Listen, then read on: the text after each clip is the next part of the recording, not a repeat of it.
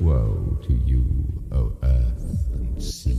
It's the Hop Nation USA Podcast.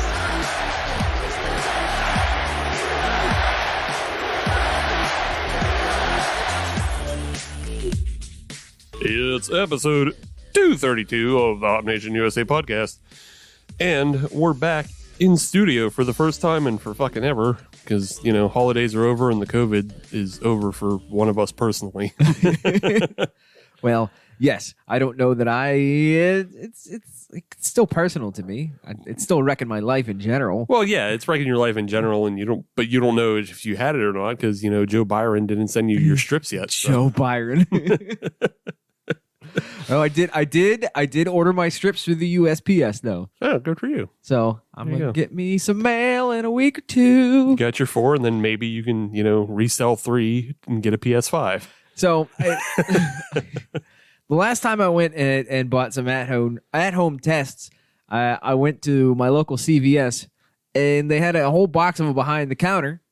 And the lady that was selling them was like, "How many do you want?" Like, "I'll just take one." She just looked at me. "Just one?" "Yeah, just one. Yeah, I'll be fine."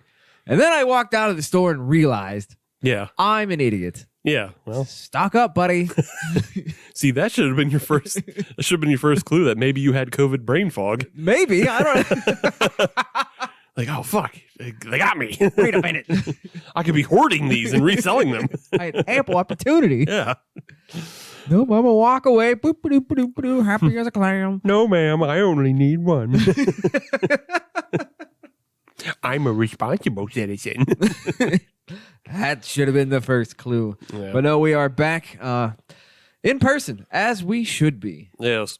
It's an episode El Clasico. It's just me and Adam. Mm-hmm. I'm Steve, of course, as always. Last week, we did Trianuary. We did. And some people were able to get the N and some people weren't. Trianuary. Yeah, you See? got it now. You got it now. Jen, she missed it. I know. I'm sure other people are missing it. That also might be a COVID brain fog test. Can your friends say Trianuary? But no, this week we're doing something different. We are. We're doing Iranuary. What? Iranuary. Iranuary. Yeah, we're doing Irish beers. Iranuary. Iranuary. See, that's easy to say. Well, yeah, because it's kind of like a holiday in Iran. But it's not Iran, it's Irish, because we're doing Irish beers, Yes, Iranuary. And we're going to do Irish beers for a couple reasons. One, everybody talks about pumpkin ale creep coming out in July. Well, now we're getting Patrick creep with Irish beers coming out in January. They're here. They're here. So we're going to do them. And, you know, that kind of puts us ahead of the curve. That's right. You know, we can review them now so you know what to drink later.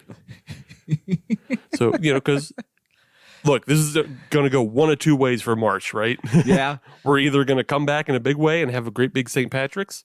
Or it's not going to be one at all. Or we get a new variant in February, and so we better celebrate St. Patrick's now. Let's go with option one. Hey, you can do whatever. I mean, you know. At this point, yeah. But let's not dwell on that. Also, like, you're boosted, and I'll be boosted soon enough. So, I don't know. It's whatever for us. Kind of, yeah. I fear no variant. And I had it, so, like, I'm basically invincible now. That's how that works, I think. So that just means you're just going to turn into like a T-1000 anytime, you know, COVID comes at you. It's just going to... Right, yeah. It's just the same thing as, like, getting the flu now. Just go about your business. Yeah, I get sick for a bit, don't want to talk to anybody, and then I'll come back. I don't want to joke about this anymore. I It's just wanted to be part of the past. Nah, it's fine to joke about it now. We're 2 years in. It's great. And I feel bad for the first beer that we have because they're going to have to follow this conversation. They're fine. They'll do well without us. Yes, they will. They don't need us. Because they are an Irish original. Yeah. They are an Irish original. Guess where they come from? Ireland. Yeah. 4.5% ABV, 11.2 fluid ounces, so you know it was imported. This is Smithwick's Red Ale. Yeah. Or Smithwick's if you're an idiot. If you got the brain fog. Shut up. Can I get some of that Smithwick's? See, honestly, that's kind of a good way to tell if people know what they're talking about. Hand them this. Yeah. What's this called? Right. Smithwick's. It's Smithwick's. I feel like there's a lot of people in the South, and I'm not trying to denigrate the South when I say this, but I think there's a lot of people in the South that would say Smithwick's. Probably. I just don't think there's like a big Irish population. No, like there really isn't. Like you can do the Northeast, you can do Chicago, and I think most of the Midwest in that area. Yeah, they're all going to get Smithwick's, but then like the people in the South are going to be, "Can I get one of them Smithwick's?" I feel like Nashville or Nashville's Louisville, a good cutoff. Yeah, somewhere in that area is kind of the zone where things start to fade. Nashville has a pretty good beer like community and knowledge. Yeah, knowledge base. So going south and outside of Nashville is when it starts getting into hee-hoo. I'm looking at you, Murfreesboro. I don't drink none of that Smithwick's bullshit. Hey y'all. They don't say that in Tennessee. Do they not? I don't know. Prove it. It's been years since I've been there. Y'all. It's a fine state. Yeah. They got that one thing. They got the Parthenon. Yeah, they got the Parthenon. They got Santa's trailer. So. Good times. But yes, Smithwick's, they've been brewing for over 300 years. Let's drink it. If you haven't heard of it, now you have. I have. I don't know how you missed it. Kind of, yeah. Yeah, but maybe you're seeing it nowadays because they definitely seem to have gone through one of those lazy rebranding. A little bit. Their labels have all taken on that Adobe Illustrator oversimplification. Intro course. Which I can, you know what? I understand why, purely from an economic standpoint. Oh yeah, no, I get why you do a rebrand. It's just I just hate the current rebrand trend of making everything super simple, of like super modernized and what is it like primary colored, clean. Yeah, clean, but it's just laziness. It is. It's well, not only that, but when you have only primary colors, it's cheaper.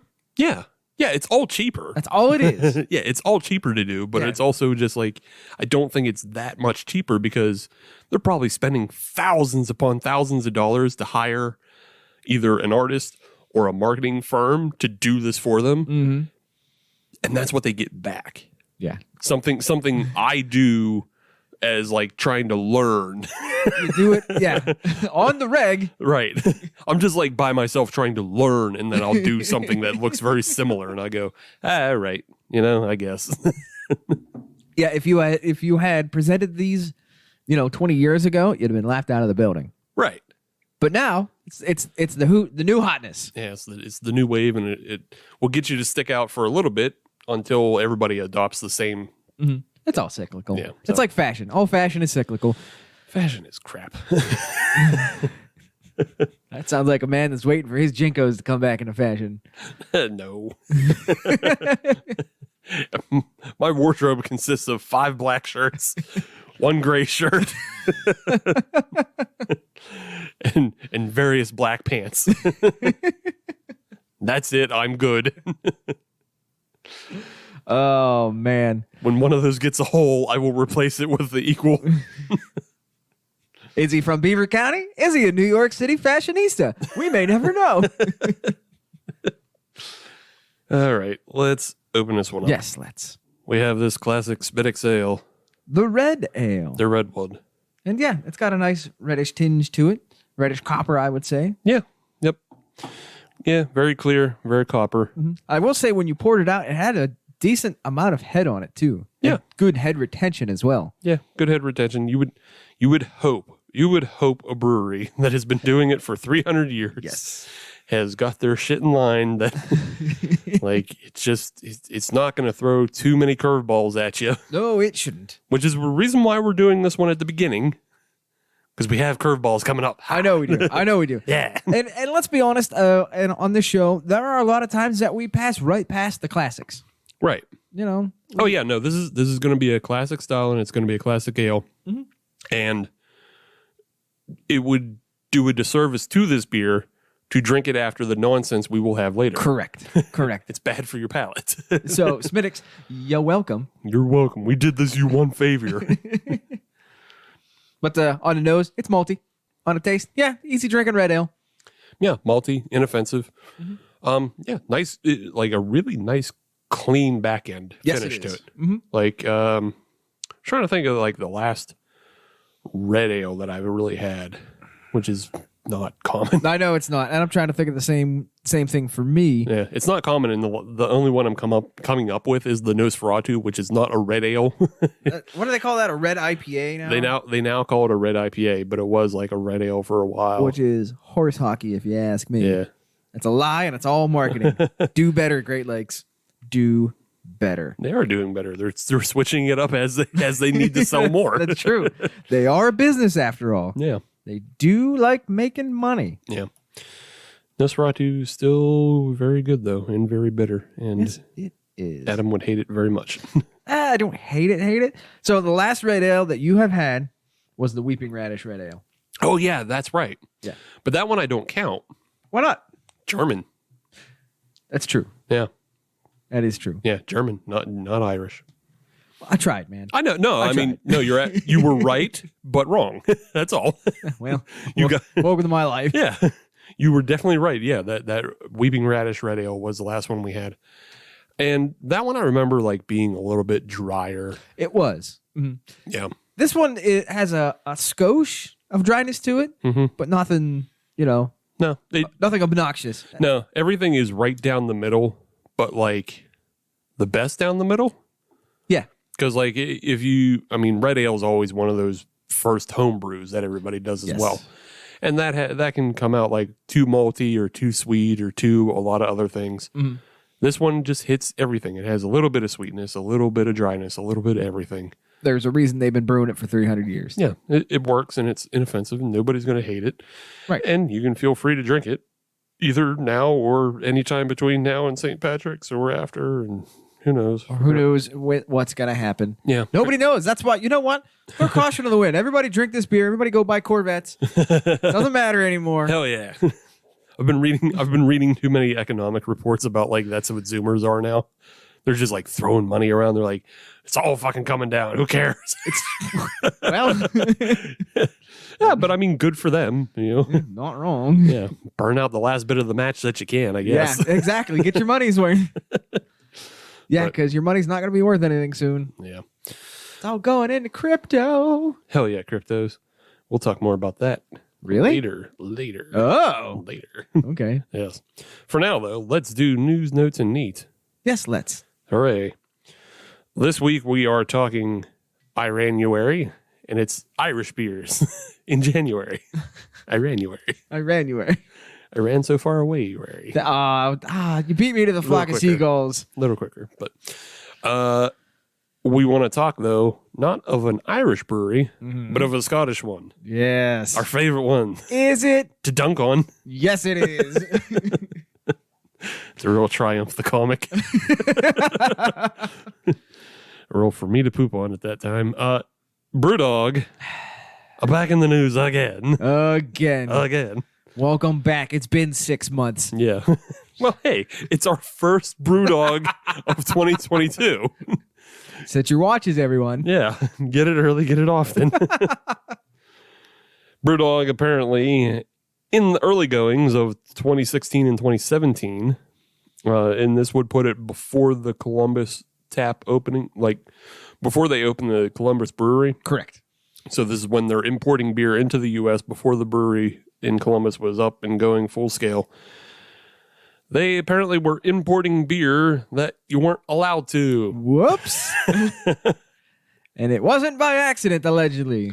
Allegedly on purpose, basically admitted to. Yeah. Yeah. I have to throw that allegedly out there Yeah. so that the lawyers. Sure.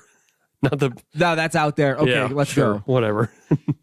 I mean, it was it basically comes down to Elvish Juice and Jet Black Heart, two of their most popular brands. They were being imported into the U.S. and they were being imported using extracts that would not clear approval in America. Whoops. Yeah. So I'm sure everybody's heard like different stories about how like there's fucking sunscreen in the UK that isn't FDA approved, so we can't buy it here. And there's all kinds of things like that. Right. Well, that also goes for beer ingredients. And guess what? Yeah. Guess what? They were doing it. And then if you remember a couple months ago, sometime last year, there was that big story of like a whole bunch of employees came out against Brewdog because of like a culture of bullying and just, like get it done, do as we say, regulation be damned. Well, this falls right in line with all of that. Guess what? There's more people on that list now. Yeah, there's more people on that list and there's more evidence to it because it's just them saying, yeah, we don't care that, we're breaking the law. Get it done. Get it out of here. Yeah. Get that beer over there. We want our money. Exactly. We need to expand into America. Get that beer over there into America. Yeah. And so they lied to the U.S. government, allegedly. And that is not going to be taken lightly. It kind of will be. It shouldn't be. It shouldn't be because what the thing is, the statute of limitations is up on this. Sons of bitches, they got away with it. Yeah. It apparently the statute of limitations on this is 3 years. And the other side of it is Brewdog might actually not have even been the one that would have gotten in trouble in it. What I was reading looks like might be the distributors. The importer. The importer, not necessarily the distributor, but like whoever was the firm that imports Brewdog at that time. Correct. They would have gotten in trouble because it's their job to do the due diligence of checking the product, which I think is bullshit because the thing is they were just straight up lying about the product. Right, exactly. So one thing that you had mentioned that the statute of limitations had expired. So I was reading, the article that I was reading was on the BBC. Okay. And it was mentioned that, what was his name? Jeff Watts or what? James Watts. James Watts. Yeah. He said that they had self-reported this issue. I'm curious the time frame of when it was self-reported. Yeah. Was it self-reported after the statute of limitations was up where there was going to be no consequences? Probably. But they could try to say, well, hey, you know what? We're being the good guy here. Yeah. We're trying to be on the up and up. Yeah. And like there was also like he was saying that, well, we paid all the import tax. We did everything else right. We just took this one little shortcut. But like that one little shortcut is right before they made a move into a large market of America. And so you can look at everything that they've done since 2016 and you can question like how much of that is just ill-gotten gain. It's built on a house of lies. Yeah, well, it's all built on a house of lies. But it's like how much of their business that they've done since 2016 is all ill-gotten gain from lying to importers to treating employees the way they do to the stories we heard of like the way they steal ideas, allegedly. Yes. And all of that being said, I don't think they need to be on our show anymore. Oh, no. They haven't for a while. No, they haven't as like a beer that we've reviewed, but we will continue to dunk on them as we can. Well, when they deserve it. Yeah, when they deserve it. When they deserve it. Yeah. I do want to put that out there. They deserve it a lot. Yeah, they deserve it a lot. I'm not gonna make stories up. No, absolutely not. I got more than enough. And that's kind of the mindset that I have taken with Brewdog is I simply don't care. Yeah. Until they give me a reason to care. Yeah. And the last several times they've given me a reason to care was not a good reason. No. They're so despicable in a way that like I have drank beers from other macro-owned companies, and I'm willing to drink those beers a lot faster than I am Brewdog. That's fair. Yeah. I know what you're saying, and I know how you're saying it, and I agree. Yeah. I agree. I was trying to say it in a way that I didn't name the macro-owned breweries, simply because I don't want to give them any good press. Yeah. I still don't like them, but I still will try a beer every now and then from... Going down to the old Duck Peninsula. Yeah. Which hopefully everybody's just like, oh, he's just drinking Bourbon County Stout. Yeah. It's like, maybe. But, it's Brewdog is just like, they're despicable in their practices, like all the time. So it's like... It's not a one-off. Yeah, it's not a one-off, and it's just like they don't ever seem to learn, and yeah. Let's stop talking about them. Well, the one note I just wanted to close out on this is this story is coming out because there is a larger expose coming out on the BBC and on the Netflix. Yeah, which it's like the truth about Brewdog, full disclosure or something like that, and it's releasing January 24th, which is Monday, if you're listening to this on a Friday. As you should. Yeah. And yes, it is. Yeah. So, Doing the mental math here. yeah, you got it. So, yeah, I mean, you can check it out. Maybe some more terrible stories will come out about Brewdog and whatever. And, yeah. Well, let the investigative reporters do that. Yeah. Don't, yeah. Once you're done listening to us, then go watch them. Yeah, if there's anything good in there, we'll maybe revisit that next week or 2 weeks from now. 2 weeks from now. Yeah, we have a guest next week. Yeah, Never mind. Never mind. Spoiler. Yeah, but yeah, that's it. Brewdog still sucks. Moving on. News that isn't news. It's a note. It is a note at this point. But this is solidly in the neat category. But Larry Bell of Bell's Brewery up there in old Michigan, he has officially retired, and Bell's has brewed his last beer. They are brewing Larry's Last Imperial Oatmeal Stout. It's going to be a 10% oatmeal stout. It's going to be available only in their general store and at their tap house. This is just a quick hitter. Just kind of want to send some, congratulations to Larry Bell. The dude went like 37 years. Yeah. With his brewery. Right. And he's cashing out. Yeah. It's a success. It is. It is. Did they mention any reason why specifically it was just going to be an Imperial Oatmeal Stout? They didn't actually. Okay. Just because I remember last year they released his first brew as like an anniversary brew. Right. So I was just wondering if there was maybe a story attached to it. If there was, I didn't find it. Okay. So, but it is the type of beer that I would like to try. Yeah. With Bell's is one of those, I don't want to say shelfy because that sounds a bit derogatory, but it is. It's a bit of a shelfy beer. But you hand me a Bell's Oberon, I'll get down on it. That's the thing. I don't want to call it a shelfie, and I won't. and that's why I kind of struggle with it too. Yeah. Bell's makes good beer. They make very good beer, and like you were saying, Oberon, that flies off shelves. Yeah. Two Hearted doesn't fly off for you. That's why you're not thinking. I know. You're not thinking properly. I'm thinking properly for me. Yeah. Two Hearted is always something. If I have 5 in a mix of 6, Two Hearted will be 6. That makes sense. If I can't find a 6. It's a good capstone. Yeah. Good round off. It's like, well, I know I like this. Bloop. Yeah. Yeah. It's like if Nimble Giant and Nugget Nectar aren't around, or, just like, okay, here we go. Get me a Two-Hearted. Yeah. Call it good. So yeah, I wouldn't call them a full shelfie. There are just some things that like I don't have interest in, but that's like every company. Right, exactly. So I just wanted to extend our congratulations. Yeah, you did it. Congrats.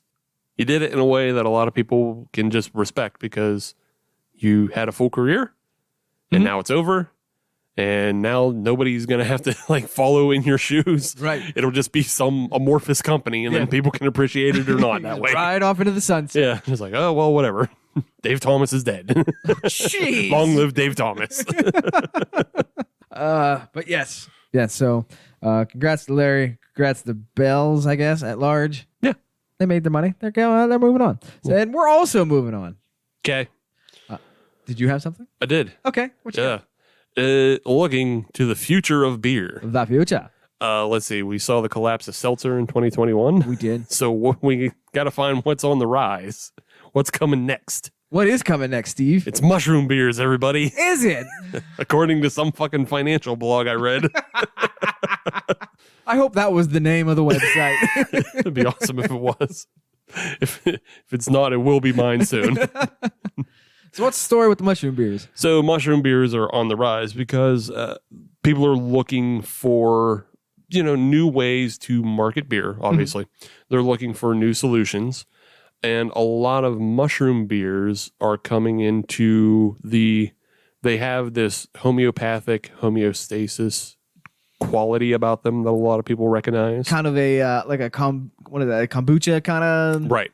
Kind of vibe going there? Yeah. Okay. And just before I go further, when I'm talking mushrooms, I'm talking just like portocinis, portobellos, yeah, lion's mane. I'm not talking fucking stuff that'll make you, trip. Right. You're talking Whole Foods mushrooms. Yeah. Okay. I'm not talking psilocybin beers on the rise. They could be in the future, but Heard it here first. No, I'm just talking straight up, just regular old cooking mushroom beers. The financial blog I was reading, they're doing like projections and assessments, and they're looking, the next 10 years that mushroom beers could be the next come up. And what was their explanation behind that? So their reasoning behind it is one, the one I already gave about the mushroom, just kind of mushroom drinks in general are coming more into fashion. Okay. Like, have you seen mud water? Yes. Mud water that's a mushroom. Oh, okay. Yeah, that's a mushroom drink. Oh, all right. Yeah, I didn't know that. See? All right then. But like they carry this buzz phrase of adaptogenic. What? Okay. So adaptogenic herbs and mushrooms are things that supposedly have the ability to reduce stress and maintain homeostasis within your body. So like protect you from other things. Okay. Yeah. Sounds like a buzzword. It kind of is. I would say it's CBD's less proven brother. And like personally, CBD doesn't do shit for me. So, So what are you gonna do? Mushrooms? right. So yeah, it's just one of those old medicine type things. Like we used to make poultices out of mushrooms and moss. So obviously, if we put it in drinks, it's got to be great, right? I guess. I mean, I can't judge because I haven't had. Right. So the two other factors that weigh into this, which make it more appealing to those who aren't just looking for like health drinks or whatever. The ones that are being produced now, most of them are being produced low ABV. Okay. And they also just generally have like a new flavor profile. Okay. And that's probably more driving than anything else. I assume it's more of like an herbally or a herbally, earthy, Okay. just like all kinds of things. Like there's even mushrooms that provide like almost like candy-like flavors. Oh. Yeah, they're called candy caps, and they're actually in beer now. Rogue makes a beer called Santa's Private Reserve, Okay. and they make it with candy cap beers, and it comes off with like a maple flavor. I did not know that. Yeah. Huh. Yeah. So there are mushroom beers in the market in America right now. Those aren't the ones that we're kind of talking about right now because they are produced by larger breweries and they're more like one-offs. Yeah.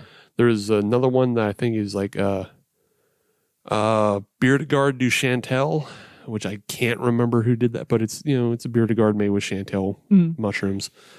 The company that we're kind of talking about as far as hitting all those notes of being like an adaptogenic, marketed, and low ABV. There's a brewery in England right now, and it's called Funkton. Funkton? Yeah, Fungtn, Funkton. Okay. Yeah, Funkton. yeah, Funkton. That is a fun word to say. It's a fun word. But yeah, they produce 3 beers right now, and they are made in beer styles. And that was going to be my next question is Funkton, number one, great word. Yeah. Is that all that they are doing, or are they kind of branching into this? Yeah, no, that's all they're doing. Okay. So like from what I gleaned from their website was like they're making 3 beer styles right now Okay. with 3 different mushroom styles. Gotcha. And they're just, this is their kind of test case at the moment. And they have like an IPA made with lion's mane and then a couple others. All right. So, yeah. So it sounds like it's a legitimate effort rather than just sort of some fly-by-night operation. Right. Yeah. Okay. Again, they're trying to make their way into the market the same way Mudwater is essentially competing with coffee. Yeah. They are trying to compete with beer and seltzer and, alcoholic beverages, but they're also of the lower ABV. So when you say lower, are you talking like 5 and below or like 3 and below? I think the Funkton ones actually qualify as non. I think okay. they're 0.5. Oh, okay. All right.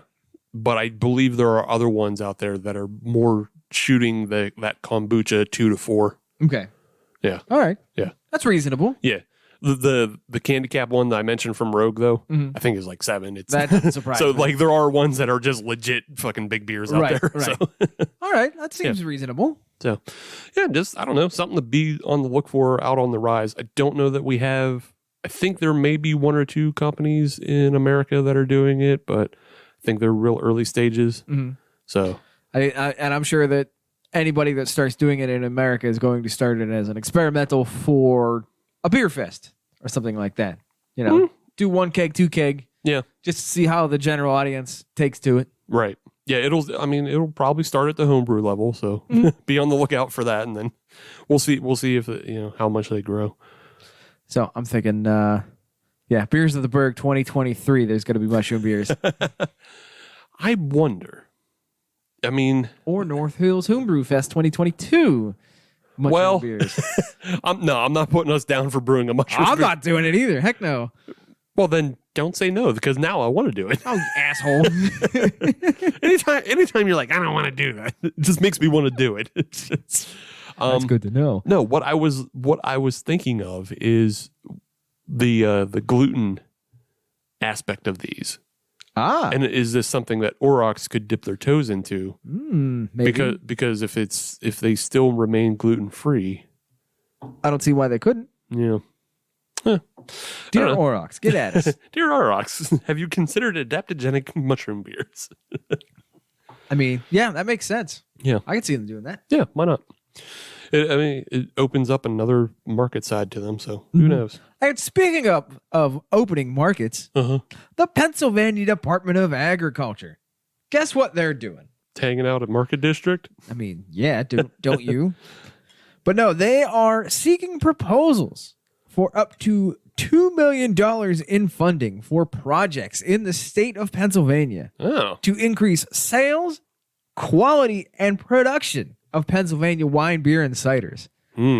So if you have an idea and you only need $2 million only, that's not bad, on how to produce better beer in the state of Pennsylvania, get at them Aggies. I got a proposal for you. What's that? My butt in your face. I kind of want you to send that in. Did we just get bully mail? What the hell? Thing? Did somebody just bully us with a handwritten note in 2022? What the fuck? But yeah, I feel that there is opportunity there for us to get us a $2 million grant. Not even a loan, a grant. Yeah, that you don't pay that back, I don't think. No, I'm not going to. Heck no. We lost this. Oops. Oopsie-doo. This sounds like a lesson for you, Pennsylvania Department of Agriculture. That'll teach you. You shouldn't have given us the money. But yes, they are looking for proposals. They are due February 11th. Oh, damn. So you got time. Yeah. Damn. So if you want to, start a whirlwind tour of Pennsylvania where, you just get a Porsche Panamera and you put, breweries in PA, put a sticker on the side, just go drink beers. Right. For a year for a cool $2 million. Have at it. Throw your hat in the ring. Yeah, that's a great idea. Just tangential to that. I saw somebody on Twitter ask, if you had $10 million, how would you market your podcast?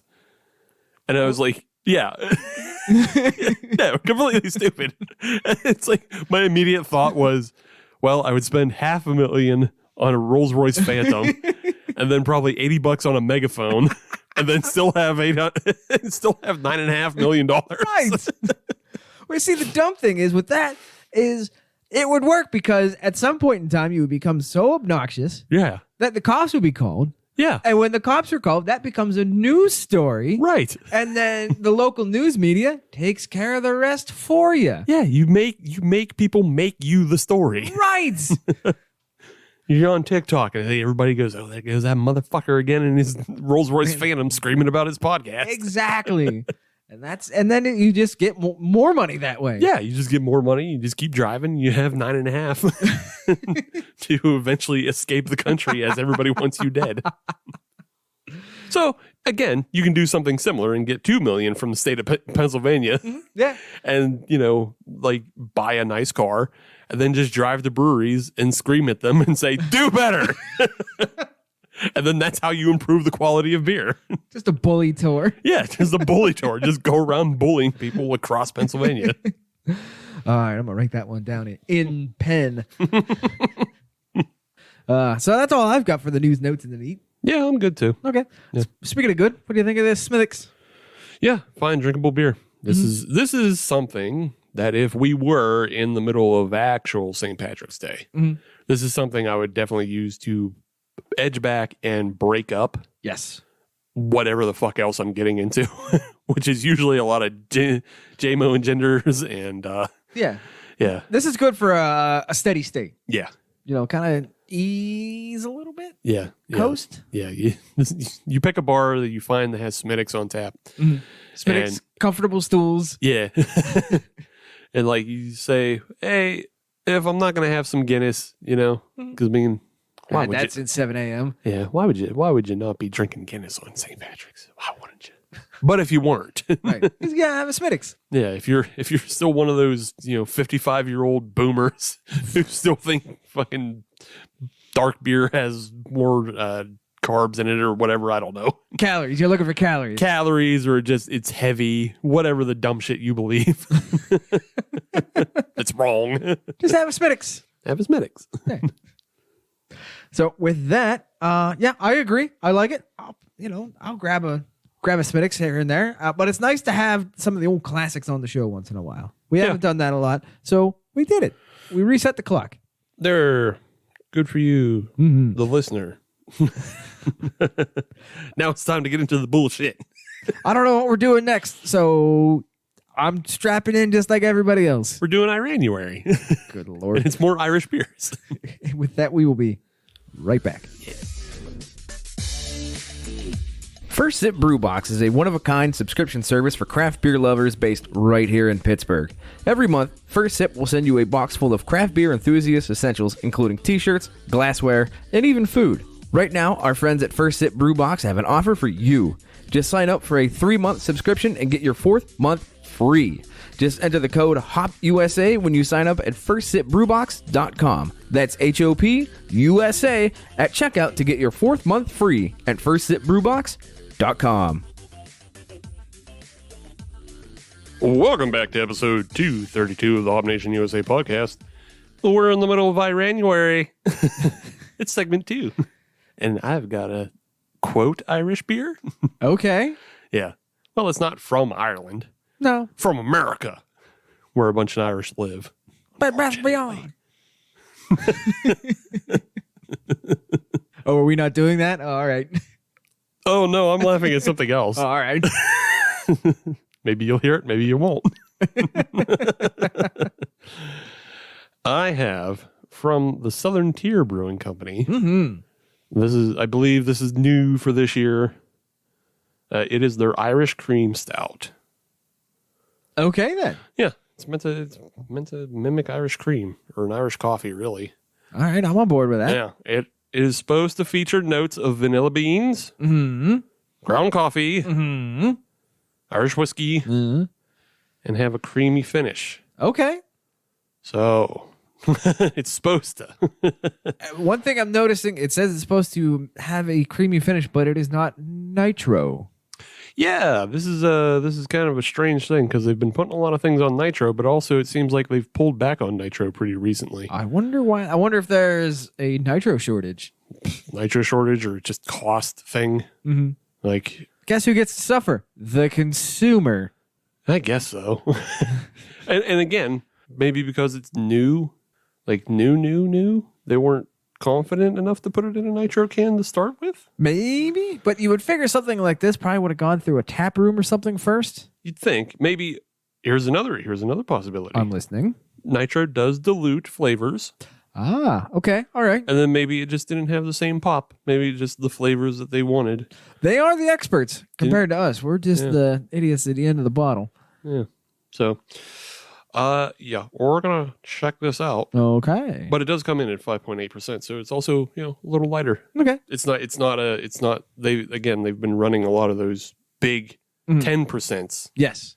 and 8% through the nitro. Yes. Maybe nitro isn't conducive for this 5 and 5.8. I can only imagine that they tried it once. Probably. Only imagine that. They got a big enough facility. They do. Yeah. But yeah, let's open it up and get into it. See what's happening. All right, so the standard. It's 2022, and this looks like a stout. Yes, it does. Yeah, it did have a nice, like lighter than tan head on it. It did. So yeah, on the nose though, interesting nose. Yeah, I am picking up a little bit of the cream.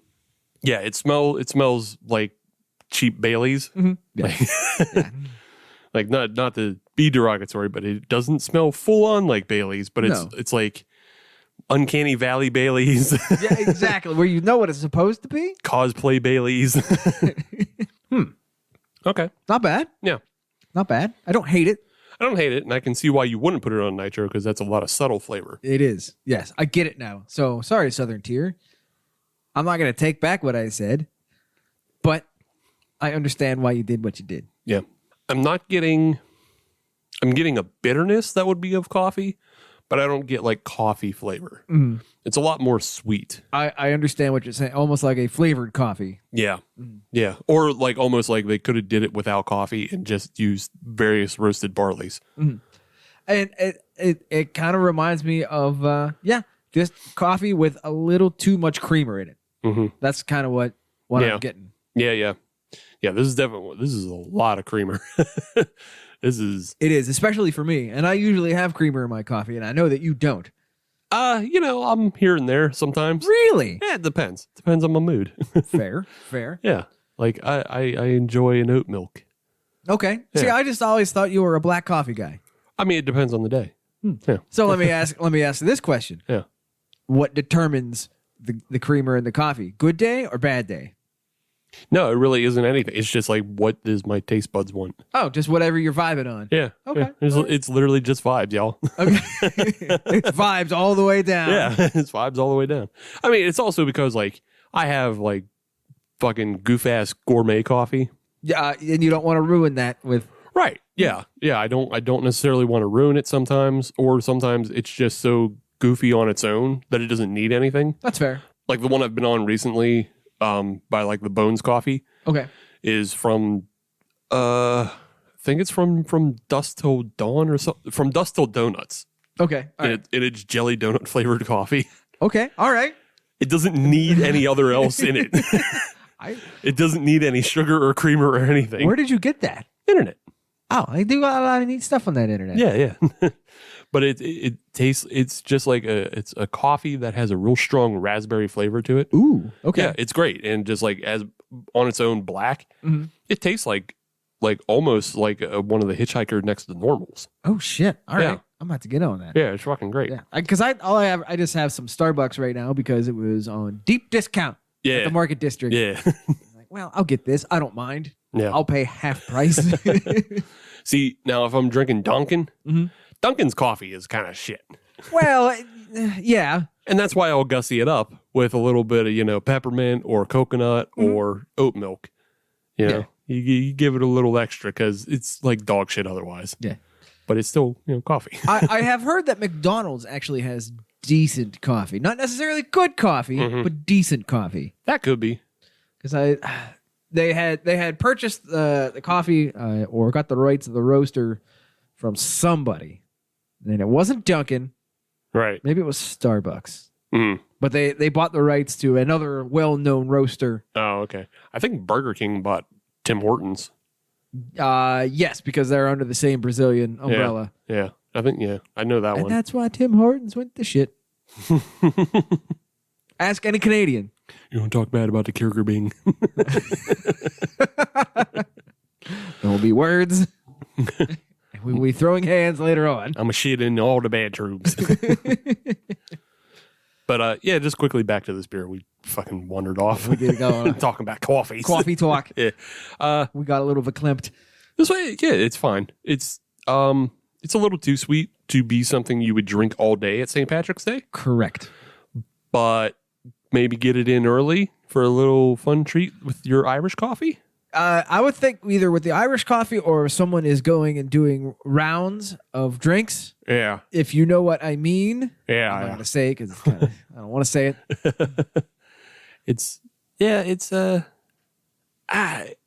I don't know. It doesn't have, I don't feel like it has like a lot of utility on St. Patrick's. No, but I could see a lot of people drinking it. I could see a lot of people drinking it around the time. Yes. And if maybe, I don't have plans on going out. No. Maybe I will, though. Who knows?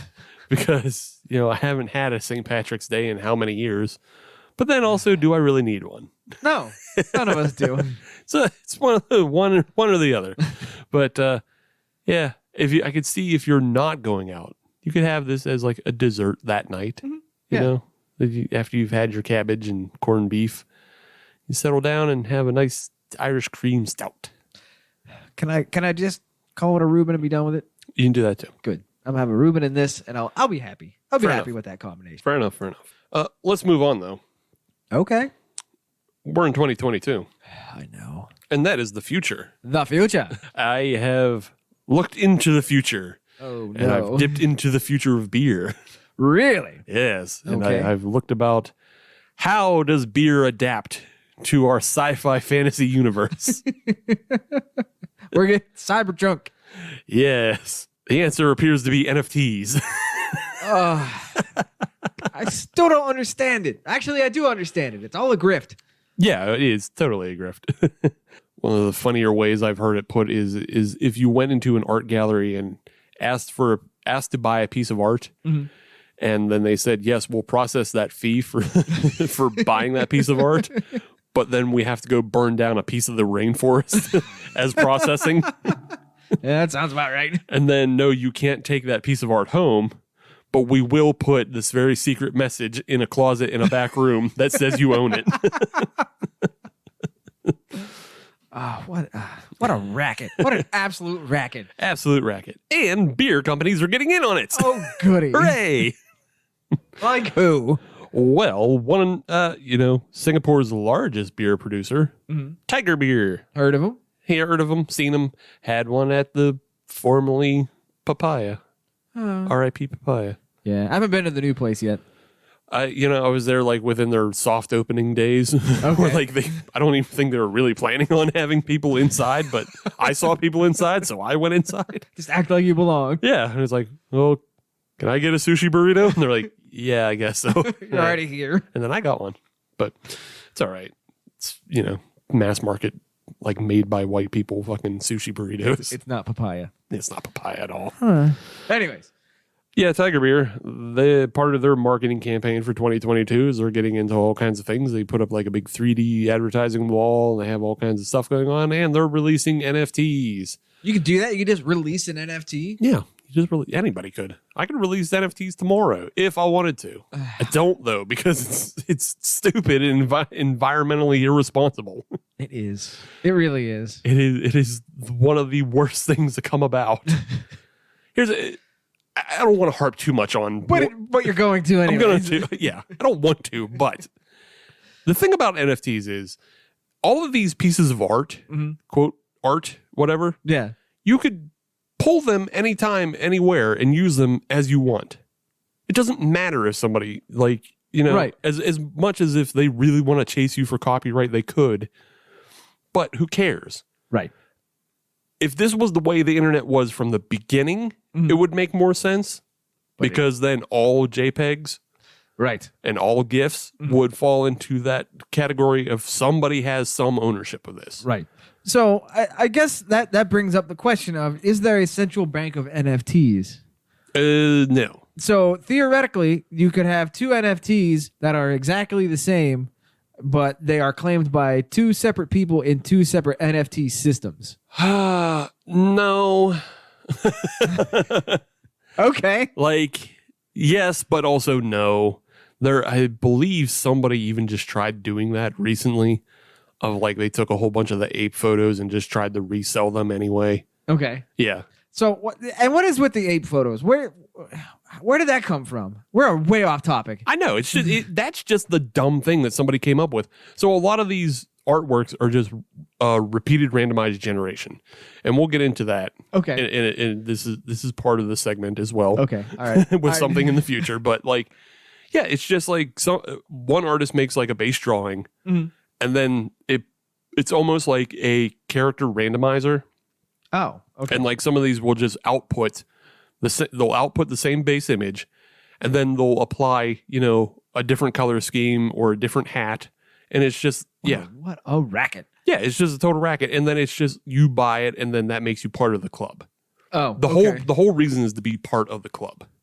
All right. So it's the same way people will buy Supreme clothes, and they're there for the drop.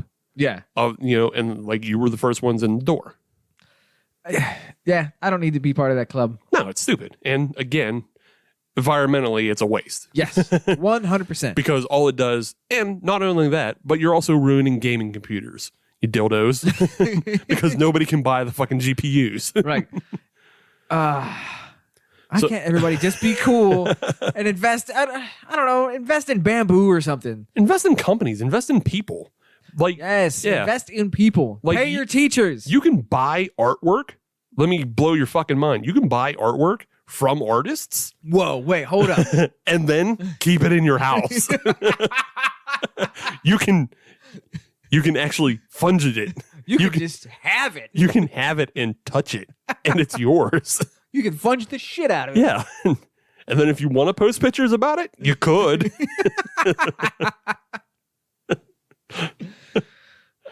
And you don't have to ruin the gaming computer community. Exactly. Or just the environment in general. Yeah. There's a whole lot of things you don't have to do. I think we're done yelling at the cloud. Yeah. We're just, obviously we're old people, but in this case, we're right. Yes. This is one of the times I'll actually put my foot down and say we're right in not being part of the NFT craze. So just to touch on a couple of things that we already mentioned. Scarcity, they have manufactured scarcity of course. in this whole NFT community. A lot of it actually started as like trading cards as well. Okay. So there's, different trading cards for sports that was pretty big. And they just, I believe they started releasing trading cards for AEW, but I don't know that they're NFTs. Okay. But maybe they're verified the same way. It's all verified. It's all that blockchain verification, which is why it's bad for the environment, because it taxes computers, which taxes a bunch of server farms, and they heat up and they burn electricity for no fuck reason. Right. It's all useless. Yeah, it's all useless because you can't touch it. But there's another big company getting in on NFTs, and they're engaging in this manufactured scarcity Go ahead for a and say fake it. commodity. Go ahead and say it. Good old AB and Bev. Oh, that was not the one I thought you were going with. Oh, who'd you think I was going to? The UFC. Oh, no. Yeah, they're getting into it. Oh, good for them. No, we're talking beer. This is still a beer show. No, fucking Budweiser. Budweiser NFTs. So Budweiser released their first drop of NFTs, their Heritage Collection, which is just a bunch of artwork featuring old-ass cans. And they dropped those November 29th. So they're already out there. They were already out and sold. Those are already gone. You can buy them on secondary market maybe, but yeah. Out and gone. However, if you missed out on the Heritage Collection, guess what? They have the Royalty Collection coming up. Royalty Collection? The Royalty Collection. What on God's green earth, well, brown earth at this point in time? What on God's desiccated husk of an earth? What did you say? The Royalty Collection? Yes. The Royalty Collection is a series of trading cards, essentially, that are featuring up-and-coming artists. What? Up-and-coming musical acts. What? As deemed by Budweiser. Featuring the likes of Blue the Tiger, Little Polo T, Millie Go Lightly, Fatina. Is any of these hitting? See, I'm waiting for you to start, saying real artists. Yeah, it'd be cool if I did, but no. There's literally nobody I fucking recognize on. It's a list of 22 artists. Not a single one hit a bell for me. Now I will be the first to admit that I'm not plugged into the scene. No, that's okay. This is definitely us saying we're old and this isn't for us. Yeah. There's not a single fucking one we would recognize or any of our friends would recognize. This isn't for us at all. I've seen some acts Yeah. that I have had no business to go see. Sure. But then there's this feels like this is what you call music for, provided by AB InBev. Yeah. Like it's gonna be a hot hit. Yeah. No, it's not. Yeah. This is AB InBev trying to promote artists, I guess, that they think will be big, or they just manufacturally will be big because they're touring at Bud selling venues. It's all one giant grift. Yeah. The cards themselves, though, they come in 3 different ranges of core, rare, and there's one special ultra rare for every artist. Okay. Cool. So, but this is how it works like trading cards. All right. You will pay $499 American For nothing. for a randomized card, Adam. So $499, and you will get either a core, an ultra, or a super ultra, or whatever it is. Right. And the cores are for collecting. Uh-huh. The rares are for something else. I forget.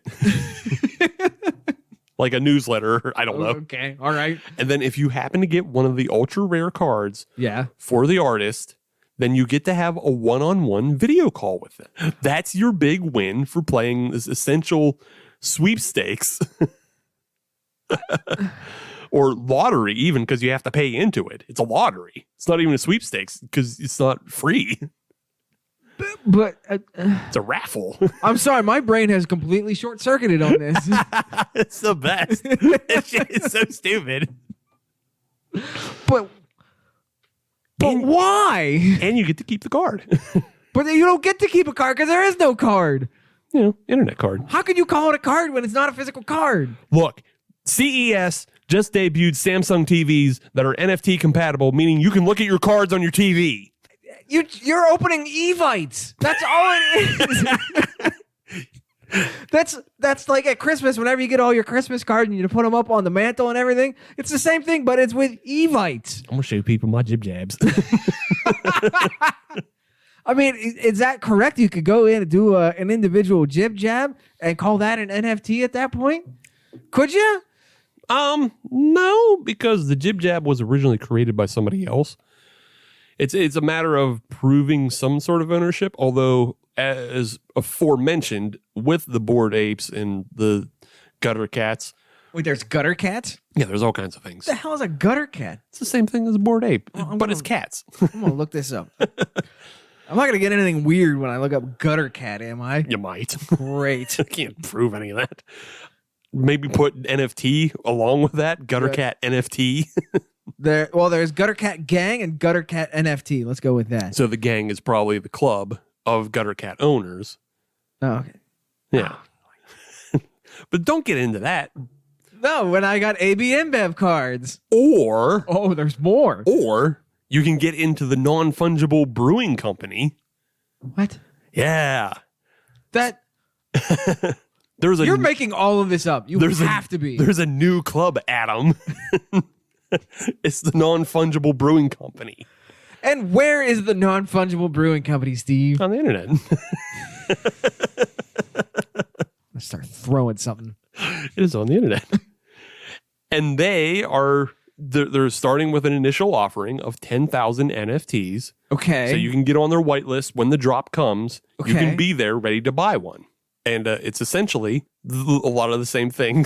Like you get like a profile picture, and the essential breakdown of the images are a background, a variation of hands, a can, a label style, and a beer style written on the label. Who cares? So you can have it as a profile picture because you can get a lambic that's being held by Baby Yoda hands on a swirly background. Or zombie hands holding stouts. But why? Who cares? Why don't you want this, Adam? Why don't you want this for yourself? This feels like just like a worse version of Beanie Babies. Yes. Although, the environmental impact of both would be worth weighing. Because on the one hand, there's all this electricity being burned by NFTs. But on the other hand, Beanie Babies were full of all that polyurethane. So how much gas and oil had to be burnt to make fucking shitty ass balls to go inside your Beanie Baby? I feel like there should be some sort of graduate level, just experiment, reviews, dissertation. How do hoarders thesis? destroy the earth? Yeah. Which is worse for the earth, NFTs or Beanie Babies? Yeah. Which collection is destroying the world more? So, and you remember there is that photo from back in the 90s in in a courtroom showing two people going through a divorce. Yes. Yeah. And they're trying to separate out their Beanie Baby collection on Right. the floor of the courthouse. Yeah. I'm waiting for that to happen with NFTs. And how is that going to work? You can't split it. Can't split it. You can't split it. And the thing is, your ownership is tied right to your blockchain wallet. Mhm. So if it's in your wallet, it's in your wallet. The only way to assess value would be to sell it, and then split the value of the Ethereum that you get from that. And which is all okay. All right, I can be convinced of buying a first drop NFT. I can be convinced. That being said, at what level do you see an NFT out there and you want it so bad that you're willing to pay secondary market prices for it? Don't know. I can't be convinced of buying a first drop NFT if it looks like somebody else's. See, I can. You know what? It like you said, like it's a stout being held by, I don't know, T-Rex arms or something like that. You know, on a drunken whim, I'd drive $5 on it. Yeah, you're going to pay way more than that. Exactly. Exactly. But like 400, 500, that's investment level stuff. That's car payments. Right. You're dropping car payments Right. on what? Yeah, exactly. Yeah, it's manufactured. On the hope that somebody is going to buy it off of you in the future for more money than what you have already put into it. Yeah. If you want something like this, Mhm. you can go on Fiverr and you can literally drop $5 on an artist to paint or create something like this for you, and then you have a fucking PNG to use on all your social media platforms. And then you've supported an artist. Right. With real money. That they can use. Yeah. To feed their families. Yes. It is. Yeah. It is insane. All right, Adam. All right. This is obviously driving your brain to places that you don't want to put it. Absolute madness. Yeah. It is madness and it is hilarious. I love it, but that's because I'm an agent of chaos and I love when things go crazy and weird and unpleasant because I'm not drawn into it and I can just watch from the outside. Well, that's the thing. I'm not drawn into it either. It's maddening. Yeah. It's frustrating because you look at it from the outside. It's like, how do you not see that you're not going to win? How do you not see that this is an MLM that you've been... Right. The only way to win is you were one of the first ones and you were there before it even became a thing. Right. If you heard of it, it's too late. Yes. Yeah. If you're listening to this and you're learning about, whatever, you've lost. Yeah, guess what? You're at the bottom of the pyramid. If you learned it from us, you lost. Yeah, exactly. Because we saw that and we said no, because we'll lose. But let's move away from that. Yes, please. And I've got some other innovation of the beer future. It's an app. Oh, okay. Yes, All right. It's an app. This is far more easy to understand for you. Okay. It's usable. It's usable. I think you'll be far less angry about this. You don't know that. Okay. No, I'm pretty sure you'll be okay with this one. All right. It is Okay. not. It's not terrible. Okay. There is a new company out there. Okay. Called Swigr. Okay. Swigr is SWIGR, Okay. as the parlance of the postmodern that Yes. Oh, yeah. eliminates vowels and. Swigr, they are a company that deals primarily in AR experiences. AR. Yes, Artificial reality. artificial alternative. Okay. It's all the same thing. Or augmented reality? Augmented. perhaps? Yeah, augmented. Okay. That's what it is. Yeah. Yeah. Augmented reality. See, I'm not that old. You got it. You actually got it before me. It took us 3 tries. Yeah, we'll get there. But yeah, no, they do deal in our augmented reality, and they have started pairing with breweries Okay. to create augmented reality experiences with beer cans. Okay. Yes. So what it is they'll have these experiences loaded in to recognize. You'll basically, I believe you'll download an app that will be provided to you by the brewery. Oh, okay. Okay. And then when you hold your phone up, it's kind of like scanning QR codes, Yeah. but it's tailored specifically to the breweries. So when you hold your phone up to the can will be recognized and it'll activate any number of content that's Okay. been produced for the can. Okay. All right. That's reasonable. Yeah, it's pretty reasonable. Some of the things that are included in this are like they've built games like it's like Beer Invaders or whatever. Okay. And you all right. basically play Space Invaders on the beer can. Okay. You know, I don't hate that. Yeah, they have another one that's like a basketball game. Okay. And like, so a hoop will grow out of the top of your can. Okay. And All you right. throw balls at it, and it's just like a waste paper, you know? All right. You know what? That I can respect that. Yeah. You So know, it's a hook. Yeah, it's a hook. It's honestly not terrible. No, it's not. They also have like some of the cans will animate. Okay. So you can just see, you know, the label art animate. Okay. And some of the ones will play like videos. So like maybe you'll get a video of the brewer explaining the beer. I don't hate that. Yeah. I would actually enjoy that. Yeah. I would never download the app, but I would enjoy that. I would never take all those steps, but I guess if it was in front of my face, I would enjoy it. Exactly. If it was on somebody else's phone and Yeah. they handed it to me. Somebody said, "Hey, check this out." I would be okay. But yeah, and there's a couple like big names that have already kind of signed up and are participating. Yeah. Such as? Yards. Oh, damn. Okay. Yeah, Yards. So some of the cans for Yards out there are incompatible with Swigr.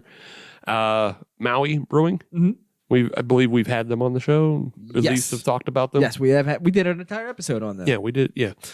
And Polliner. Oh, okay. Really? Yeah. Damn. Yeah. And then there's a couple other smaller breweries Of that I course. haven't really heard of. But yeah. Mhm. Yeah, those are the big three that have kind of signed up and Huh. begun participating. Well, good. Yeah. I appreciate. You know what? I actually appreciate that. I think that is a good hook to bring people in. Yeah. You know, because like, oh, well, there's this beer. Do do do do. Now I can have some fun. Right. Yeah. I mean, if you're just like sitting around and, you know, you have an empty can, you can just play basketball on it. Challenge your friends, maybe. I don't know. Or you could just go into the beer distributor and just sort of do it there. Yeah, you what's do it there too. happening. Hold on. Got 20 in a row. Down there. Sir, the store is closing. I said, hold on. Say, hold on. Going high scores. So, yeah, that's why I saved it for the last. Thank you. I knew it would calm you down a It little bit did. and bring you out of just getting heated about NFTs. I could have kept going.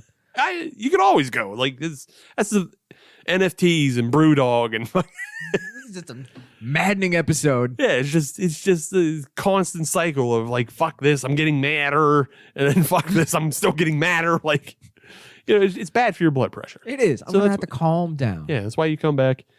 You learn about augmented reality apps. I have a nice basketball game on my can. Yeah. It's Yeah. okay. Or bottle. We don't know. Or bottle. Yeah. You know, Polliner, they got bottles. Yeah. But I think it looks a little bit, perhaps, the only thing I don't see taking off too much is it seems a little cost prohibitive.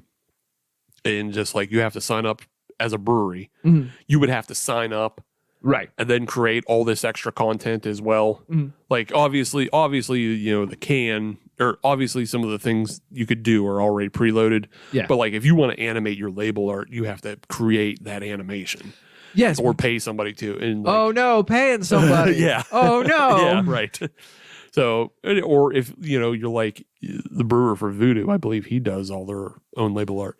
Yeah. You know, I don't think he wants to add in those extra hours of animating. Or you could just release NFTs and just be like, these are ultra rare. I spent $3 to create this, but you're going to spend $5,000. I'll tell you what, the first local brewery I hear about getting into NFTs, you're in trouble. You're banned. Yeah. I'll ban you. I'll ban you just for that. Well, I will put this caveat on there. It will be banned if they didn't do it just to spurn you. Oh, yeah. Look, yeah. See, now that, damn it. Shouldn't have put it out there. Because somebody's going to be out there like, check this out. Yeah. Screw you, Steve. Yeah. Just puts one out. It'll be a soft banning too, because like depending on how much I like their beer, It's like, oh, I can't stay mad forever. yeah, like you'll hear me drinking it on Halloween is Forever, but not here. It's an off. It's on mic. Just banning only. Yeah, just this show only ban, or anytime I'm being a representative of Pop Nation.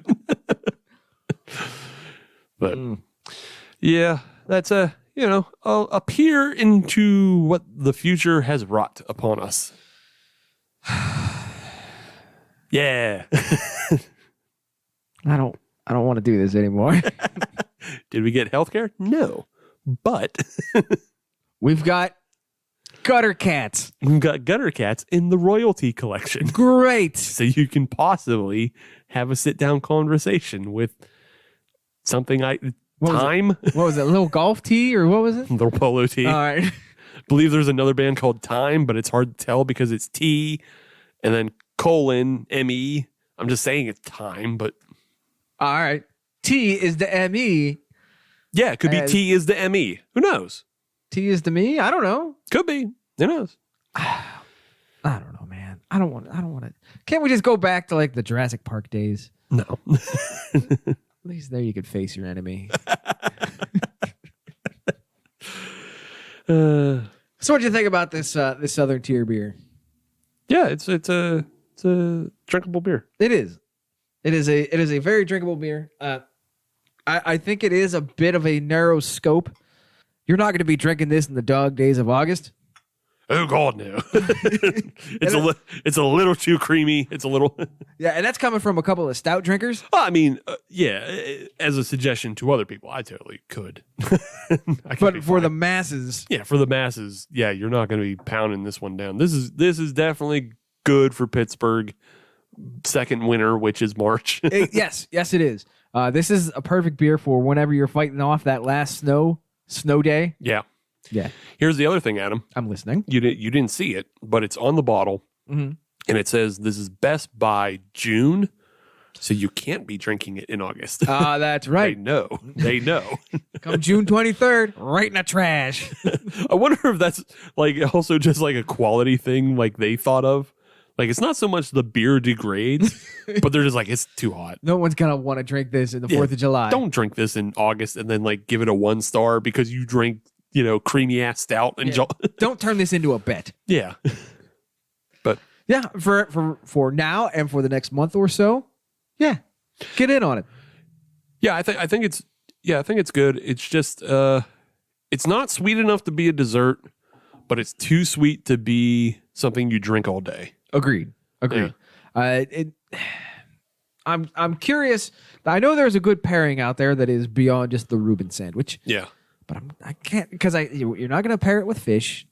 It's going to have to be like a heavy stew of some sort. It's going to be a hearty food. Oh man, I'm thinking like a cobbler of some sort because it still is like a desserty beer, so it's not something I would put with food. I wouldn't want to pair it with a Reuben or a stew because it would just make like that food sweet. Yeah. And I don't want that food sweet. I want it salty and greasy. Crazy. This would be good with either like some sort of cobbler or pie, or I'm listening. a shot of Patron XO, the coffee. Okay. Because then you get more coffee and you get a little, I was thinking maybe have this with maybe a nice simple bowl of vanilla ice cream. You can do that too, yeah. I think that'd be good. Yeah, that's fine. All right. What do you say we take a break? Yes. Get a new beer, Yes. a big beer, Hooray. and we're gonna do something else. Okay. I'm gonna be mad about NFTs for the rest of the night, so we may as well just keep going. Hooray. You know what pairs nicely with a good beer? A bad movie. And that's exactly what we do at Hops and Box Office Flops, the internet's premier podcast dedicated to reviewing bad movies and mostly good beers. So join us on a hop-fueled excursion through some of Hollywood's biggest bombs. We've covered everything from the fungus-laden streets of Dino Hatton with the Super Mario Brothers to the oddly horny felines of Cats 2019. You can find our show on any of your finest podcast providers. And follow us on social media at Hops and BO Flops. You'll laugh, you'll cry, you'll drink your face off. Welcome back to episode 232 of the Hop Nation USA podcast. It's segment 3, and we're still doing Iranuary. Iranuary. In case you had forgotten as your brain exploded, as Adams did from talking about NFT culture. There's He's getting riled up again. You hear him? I know there's a culture, and I don't understand why there's a culture. Because there is money to be made. So it's basically just hustle culture. Yes. It is taking the false scarcity and fake commodities and fictional value from fashion, and now just taking away the actual labor.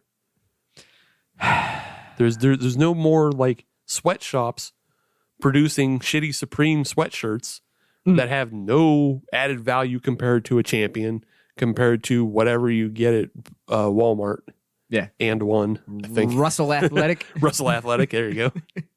So there's no distinguishing value between those other than manufactured scarcity. So you take that and you just apply it to fake internet images, and now you have money. And a dead rainforest. Yes, and a dead rainforest. Great. And late stage capitalism. Great. And a failing country and a whole bunch of other things. If you need me, I'll be at the Bullet Farm. But yeah, we're still doing Iranuary. We are. Irish beers in January. Iranuary. Yes. So since I've already been mad, we're just going to keep that mad train rolling. Hell yeah, Matt Train, keep going. Because I'm going to be mad about this one. Yeah. Guinness. Hell yeah. Not Guinness in and of itself. I like Guinness. Right. But this actually comes from their Open Gate Brewery in Baltimore. In Baltimore. That's in Maryland, Yeah. for those keeping score at home. But this is their Chocolate Mint Stout. Hell yeah. This is a 10.8% ABV beer. Double hell yeah. Aged in Kentucky bourbon barrels. Bourbon barrels. Loud as hell. Yes, it is. This takes everything from the previous segments of actual Irish brewery Yes. mixed with fucking American nonsense. Now we get it all. And now we mush it into one beer. And you also take the ABVs of the previous two beers and put them together. You combine them together, you get 10.8. Into one super beer. Yeah, super beer. So yeah, it's been brewed with mint. It's been brewed with chocolate. Uh-huh. Yeah, it was dried mint in the whirlpool. Hell yeah. That's what they're telling us. Dry minted in the whirlpool. You got to have that. That sounds great. Sounds like a Saturday night to me. Yeah. Man, I've just been thinking about Sidey a lot. Okay. And just, I wish I saw more wildness in Sidey's. And now you said dry minted, and I was like, man, I want a dry minted Sidey. Well, let's get a hold of the people at Arsenal. Yeah. And then we just, like 3 weeks later, go down there for an episode, and they'd be like, Steve, we made you a dry mint cider. Mint me a Sidey. And then you'll be like, nah, this is a good day. Leave me here. And then I do, because I know what's best for you. Stay inside the cider house. Make it an MFT. Minted for trolling or drinking. I don't know. Nope. I'll figure it out. Yeah, okay. All right. Well, while we pour this up, you can noodle on that. Yeah. Let's get into this hate beer. Hate for you. Hate for me. Not hate for me. I know. All the things I love. Mint, chocolate, and Guinness. Let's get into it. All right. It's here. Minted for trouble? Maybe that? I don't know. MFT. Minted for trouble. Maybe. I guess.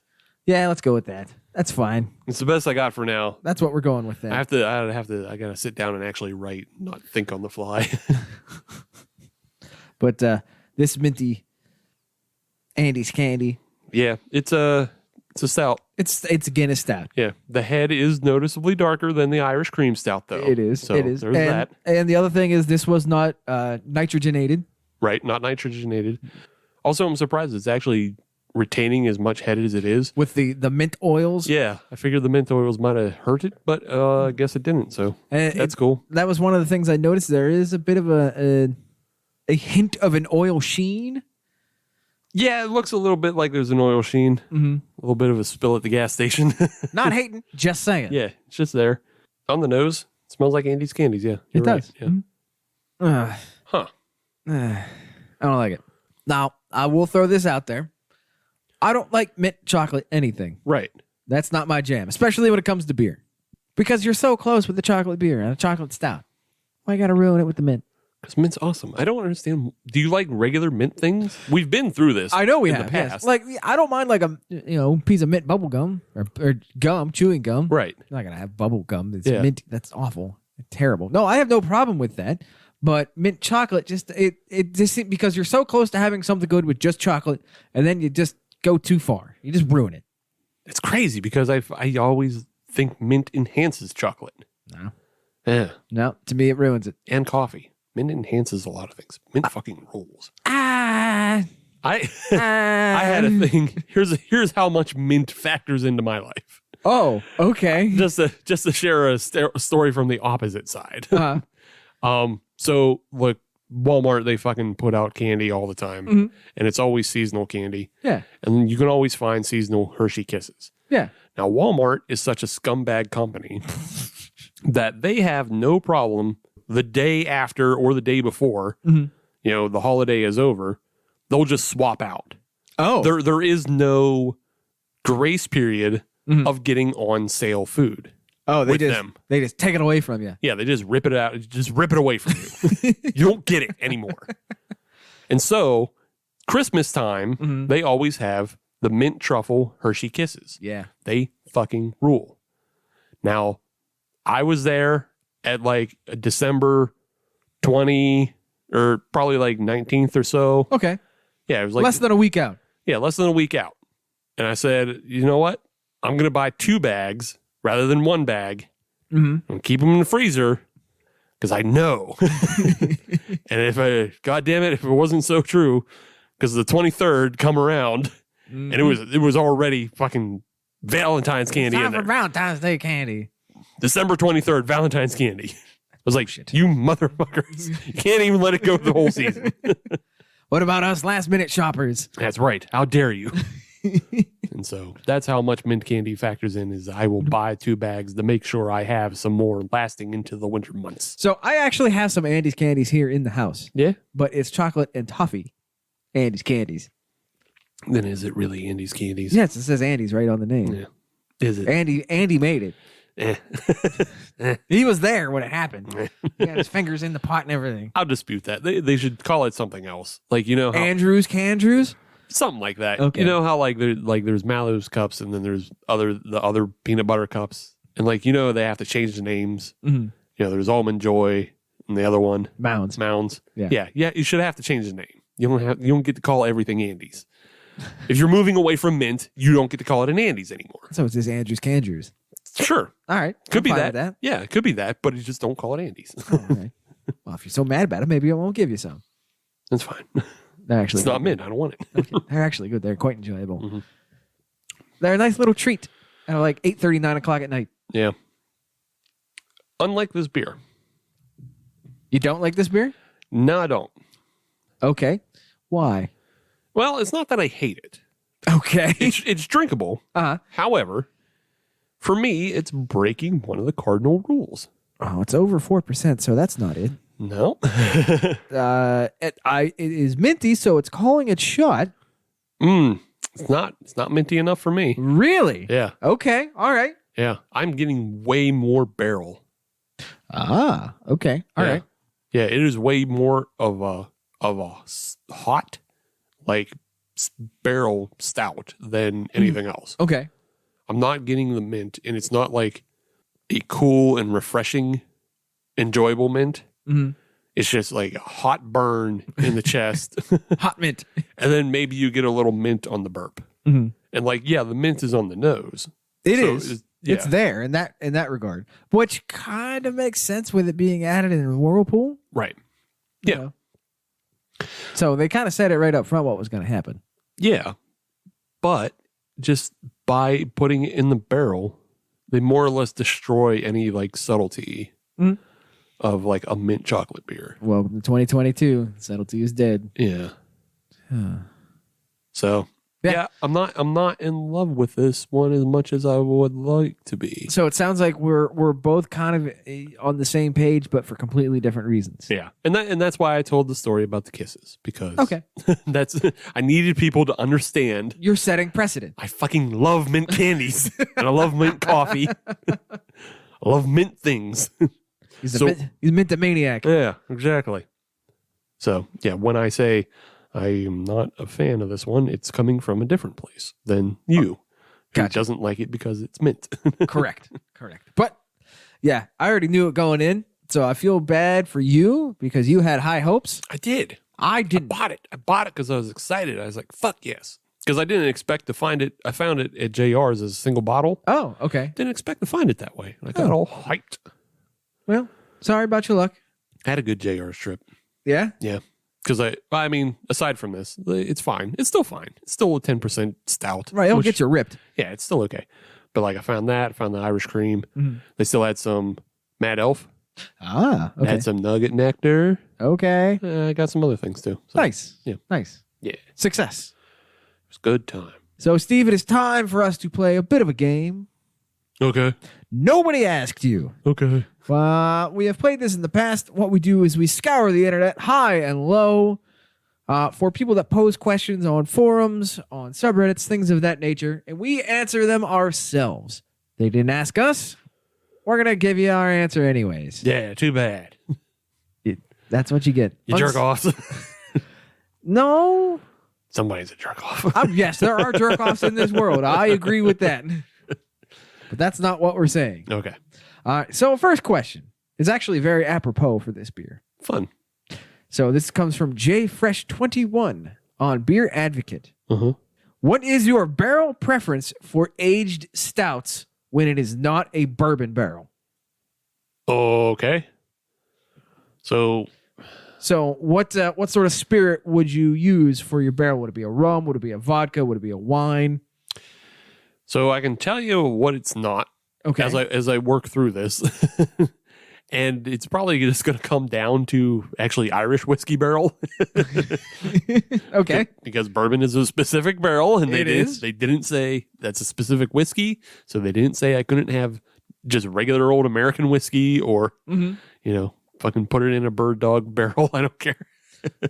I like Brewdog. Yeah, I do too. But although Brewdog, that might be bourbon too. But I can tell you, it's definitely not tequila. Okay. Or wine. Okay. Don't think I've had either of those that have like agreed with me. Okay. I know that you've had them. Yeah, I've had them, and I have not had either one that has agreed with me. I would be interested in trying something that was aged in like a Pinot Noir. Okay. That's like the one wine I actually like. Mm-hmm. So like something aged in a Pinot Noir, something probably on the fruity end of the spectrum. Yeah. Something like that. I'd be willing to try it, but yeah, not my faves. Rum is on and off. Yeah, I get that. Yeah. Mm-hmm.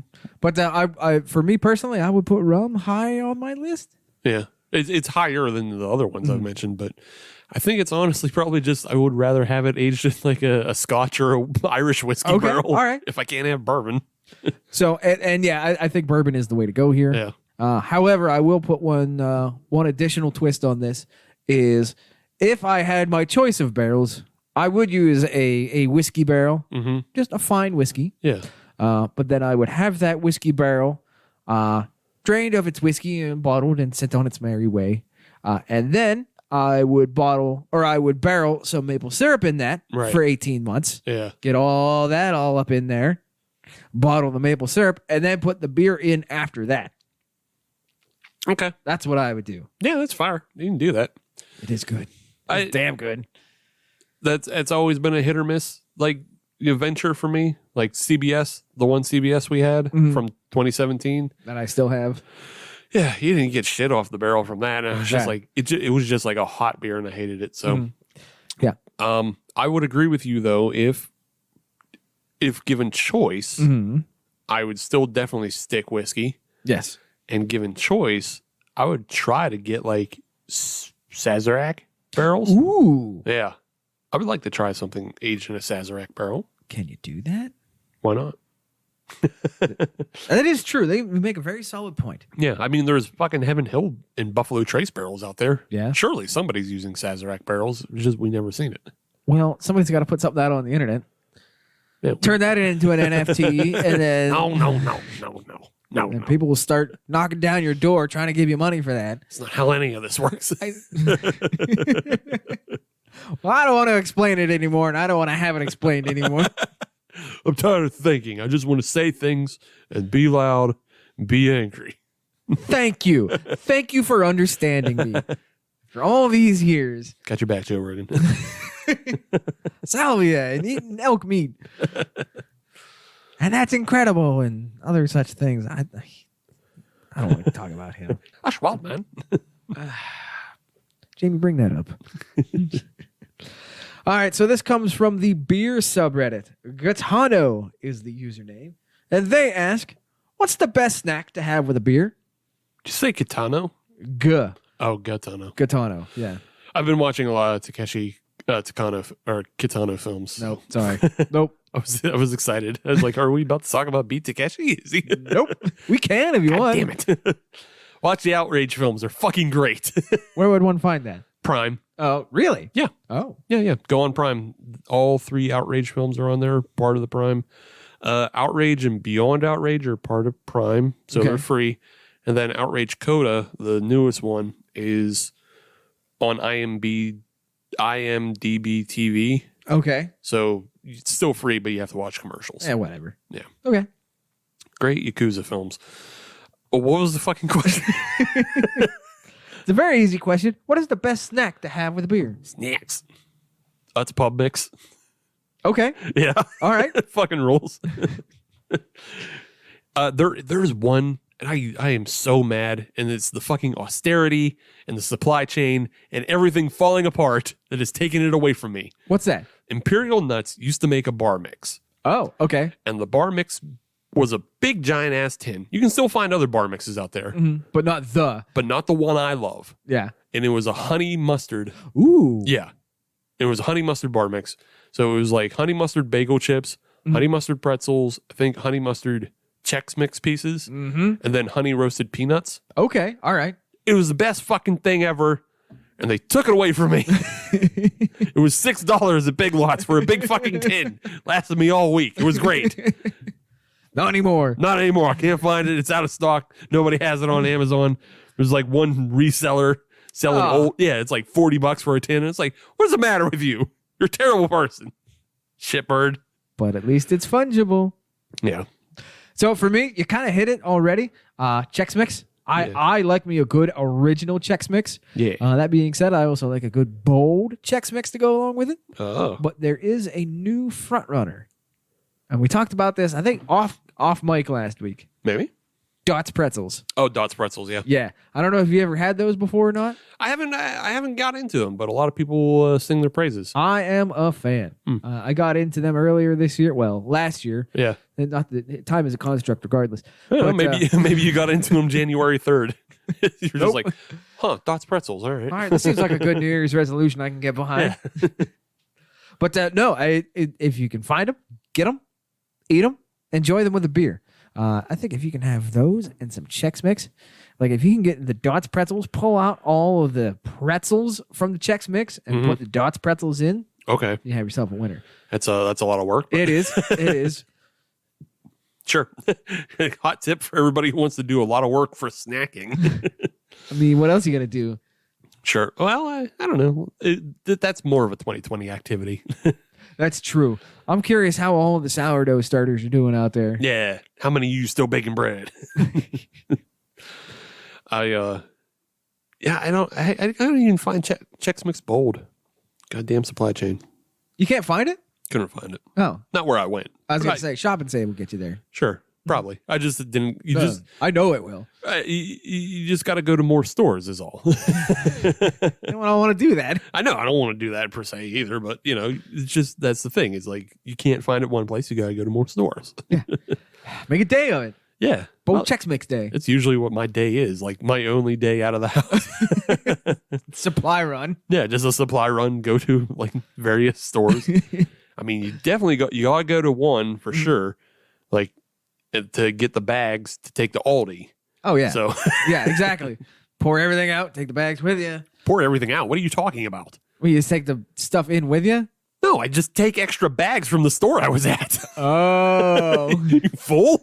Oh, You go to a Walmart or a Giant Eagle, and then you fucking fill up a bag, and then you act like, oh, I better double bag this one.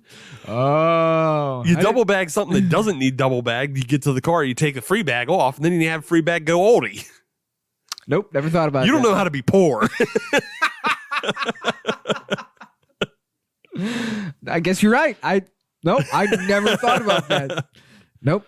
I always just went with the boxes that are at the end of the lane. You fool. In the Aldi. You fool. And wedge everything together in a No. couple of boxes. Steal from big corporations. and apply to other places. Okay, then. All right, that's a good tip. Yes. That's a hot tip.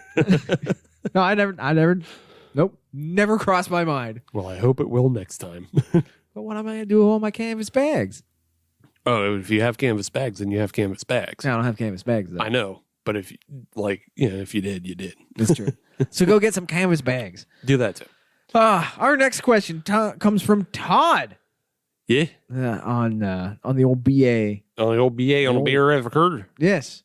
And Todd asks, dry January is pure evil to bars reeling from COVID. Yeah, I saw that. Do you agree? Saw that pop up on the social medias. Mm-hmm. Yeah, I don't care. Right. Like, everybody who participates in dry January as a performative thing Mm-hmm. was always going to. Right. Like, they just needed a name to put to it. Mm-hmm. But it's always just performative. I'm going to be better this year than last year. Mm-hmm. Or, an excuse to take a break. Which is fine. So they can deny their functional alcoholism. I did it for a month. Yeah. I did it accidentally. I did it against my will.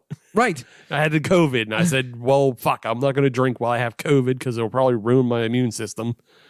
I don't know how proof of that, but just let's be cool till I figure out how bad this COVID's going to be. Be smart about it. Yeah.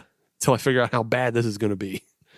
But yeah, I understand the thought behind it, but it's just like people were going to do it anyway. Well, and I don't think it is evil simply because it is something that has existed before COVID existed. Right. So it's been grandfathered in already. Yeah. And you know what? Just because somebody goes to a bar doesn't mean they have to drink. They can go, pick up food there. Yeah. They can have a Pepsi. Yeah, you can still get Sandos from Lincoln Ave. Right. And still support them. Right. So, no, it's not evil. Yeah, it's not evil. And like evil, you should never, as much as we love breweries, you should never put any business over another person's health.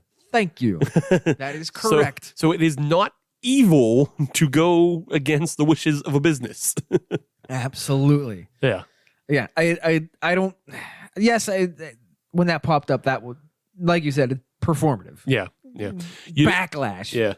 You know what it is evil? And it's something that came out and was confirmed was when John Deere went on strike and they put all those other office workers into jobs that they couldn't do. Somebody got fucking maimed. Yeah. And had a finger crushed. Yeah. That's evil. That's like day one stuff, too. Yeah. I don't really support John Deere anymore. I used to be a big John Deere man. Yeah. Not so much anymore. Yeah, it makes sense. But, that's evil because that's doing the wishes of a company. Mm-hmm. Yeah.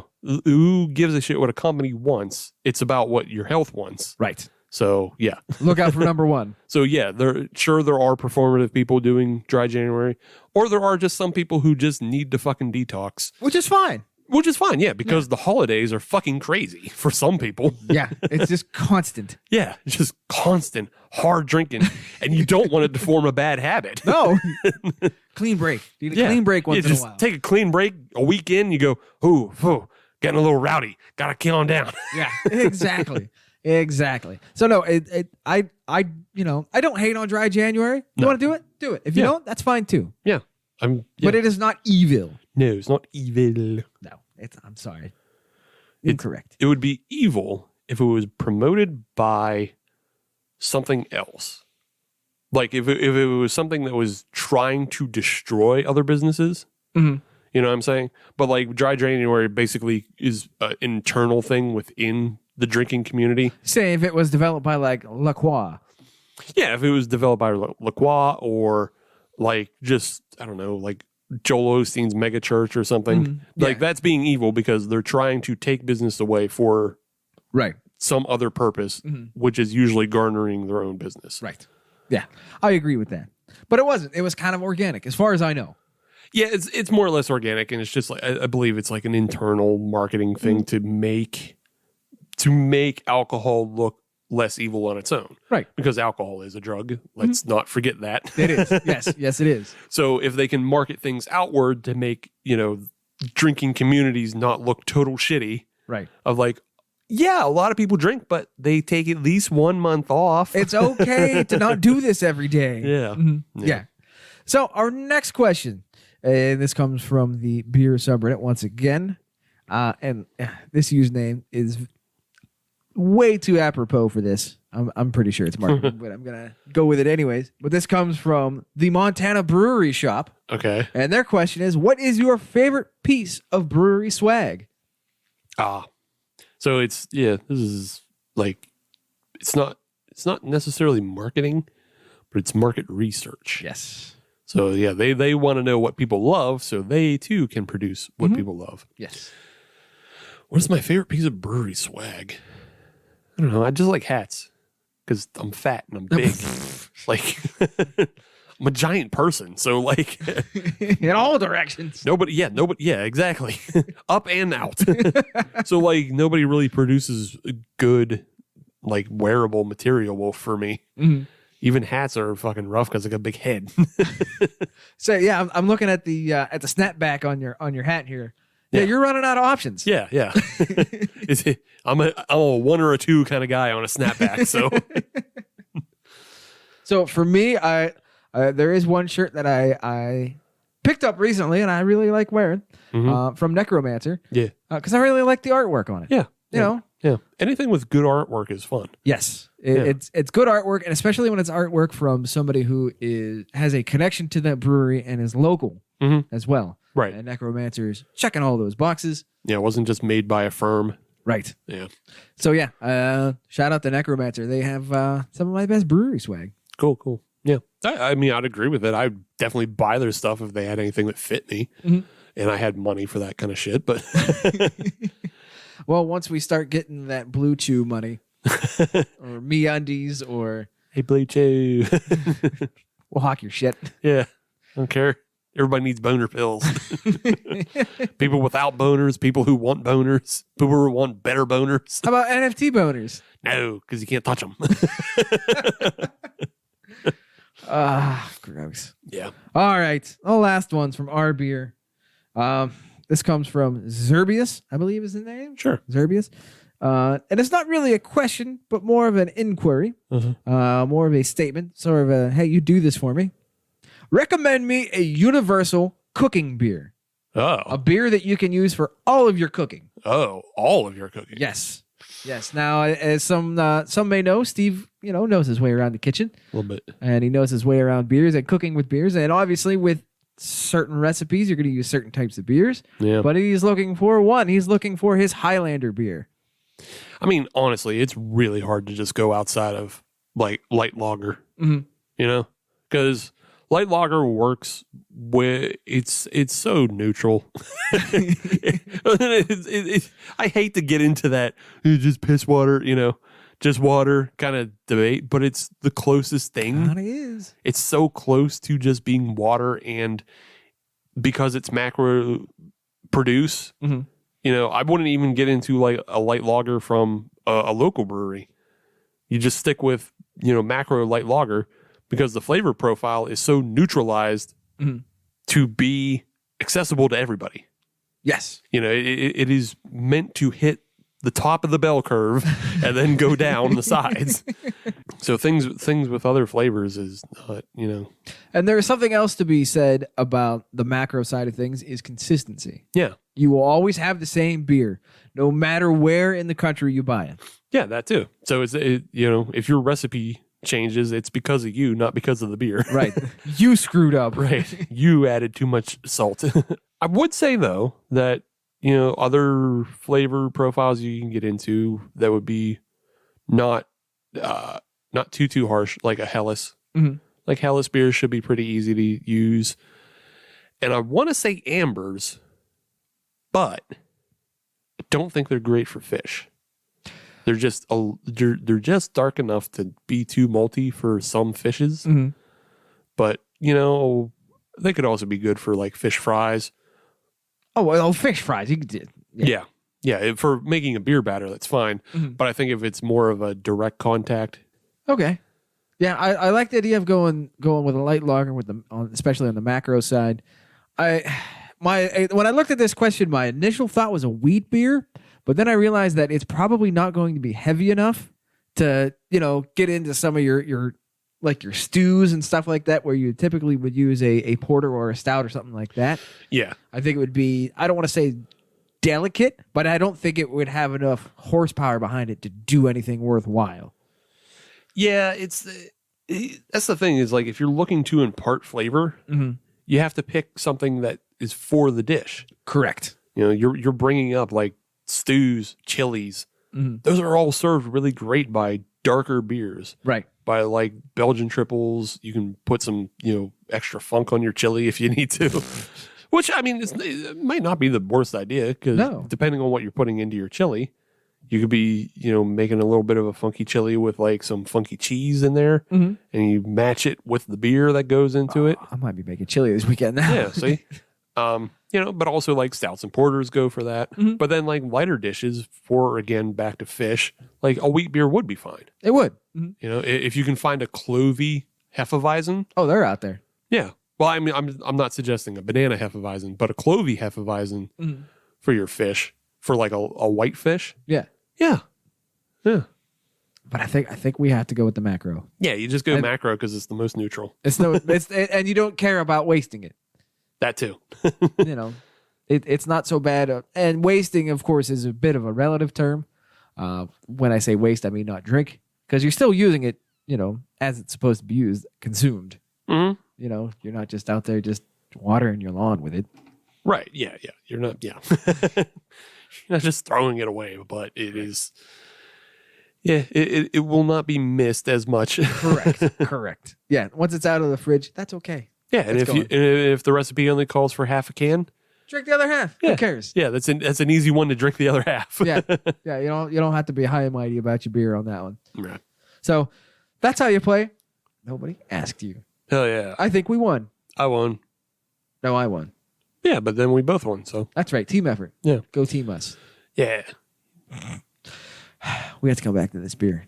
Sure do. We have to come back to this Guinness. What was it? Mint chocolate? The mint chocolate bourbon barrel Who's a Whatsters. I didn't like it.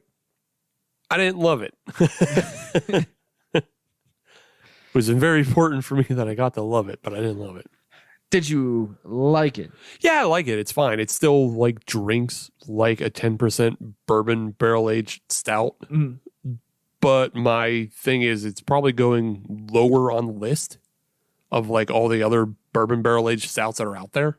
Yeah, I get that. Yeah, it's just like the mint doesn't add enough for you, for me, and the barrel covers up too much of the mint, and it causes this like fighting like dichotomy of flavor that just makes other bourbon barrels better.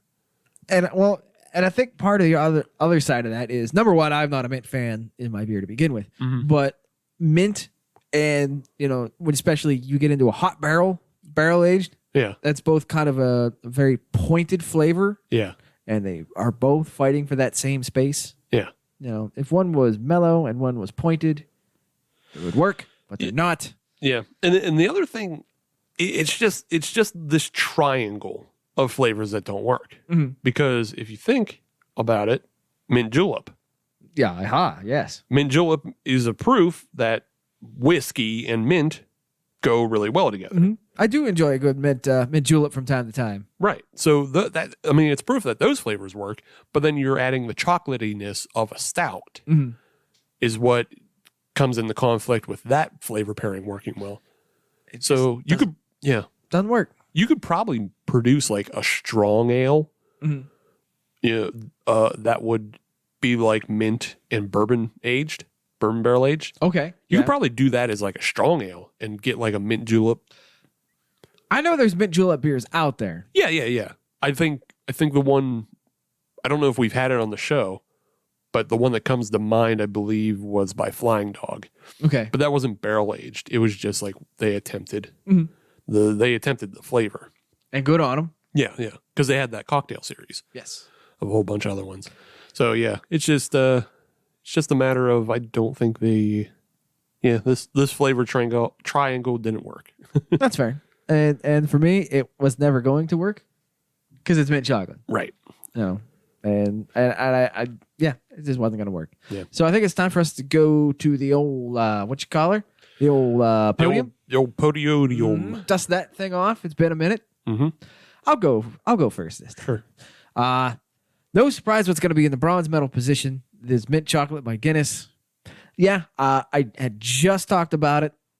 I don't like mint chocolate to begin with, and it wasn't enough of a flavor for me to change anything, because there are times where there are beers that I know I'm not going to like, and then I get pleasantly surprised. This is not the case. This was mint and chocolate and stout. Didn't enjoy it. I'm sorry. Guinness, you have other beers that I enjoy, and I will enjoy, but this one wasn't it. In the silver medal position, I'm going to go with the Smithwick.